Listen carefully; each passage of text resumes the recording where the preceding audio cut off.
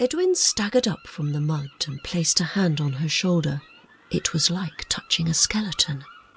The child squinted up at him. "What do you want? There won't be no supper for me and old Ma if we don't find nothing." "I'm looking for 2 chimney sweep boys." "Don't know none." Although desperate to leave the stinking mud, Edwin remained. He felt sorry for the child and wanted to help her. "Do you sell what you find?" he asked. "What do you think?" She bunched her fist at him. He unplugged her from the mud in a single movement, then ran with her on his hip to the wharf steps and set her down. "Tell me," he said, panting from the effort, "what do you need to find for 1 penny?" She swiftly answered, £5 of iron, bones £3, rags £2, that's if we can dry 'em, copper nails." She nodded at him, a happy look on her face. "We gets 4 pence for £1 weight."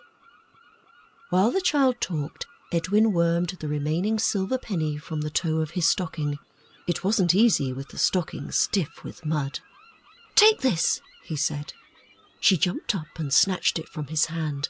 She bit hard on the coin, then her eyes glinted with suspicion. "What you want for it?" "Information," said Edwin, focusing on his task again. "Sit down and stop jumping about. I'll say a few names. Nod if you know anyone." She nodded energetically, her left cheek bulging where she had placed the penny. Edwin described Smudge and then Jake, but the child stared ahead, blankly sucking her coin. Similarly, there was no response to the name Carter.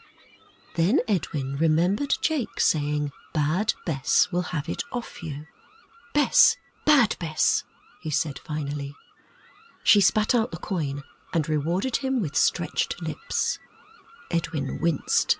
The smile made her little face even uglier. "I knows of Bad Bess." Edwin clamped a hand to his mouth, trying to appear calm. "It were back a while. Me grandfer wished to wed her mother, only he never did." She looked pointedly at his stocking. Edwin pretended not to notice. Instead, he gazed at the Thames. The river was busy with small craft. Further out, 2 coal riggers were offloading into lighter boats. In the short time they had been on the steps, the early morning mist had lifted, exposing their foremast sails. He banished the memory of burning sails and turned to the child. "Explain about Bad Bess." "I were going to." She pouted at him, turning sulky. "She were daughter to Ruth, the chimney sweep. Had her own sign, she did. Sign of the woman chimney sweeper, down Nutter's Lane." Edwin jumped up. "Wait!" The child tugged at his muddy breeches. "She ain't there now." He sat down again and she continued. "Ruth went and wed Jack Jackson and broke me grandfer's heart. Me grandfer were a lighter man with Jack, and he'd always fancied Ruth. Anyways, when Jack was took away with fever, me grandfer asked for her to wed him. But by then Ruth had her own chimney sweeping business and didn't want no bloke. Now her daughter Bad Bess has got it." Edwin was just about to thank her when she suddenly giggled. "Bess is that bad, even the sewer rats be scared." "Is she married?"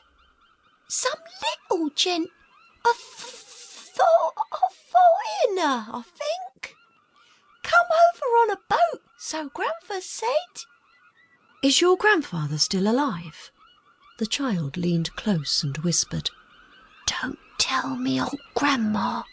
Edwin assured her he wouldn't. "Only she thinks he took to sea and is drowned. But I sees him sometimes up Billingsgate. Don't know where he lives, though." Edwin smiled and got to his feet. She held up the coin. "Thanks, mister. If I can do anything else..."